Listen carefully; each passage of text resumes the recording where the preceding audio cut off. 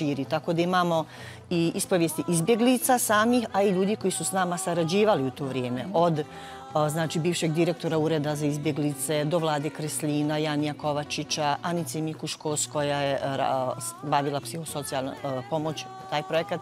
Znači to je fenomenalan materijal. To je 45 ljudi i svako priča u prosjeku sat vremena. I kakva su ta iskustva? Ja volim reći da svako ima svoju priču.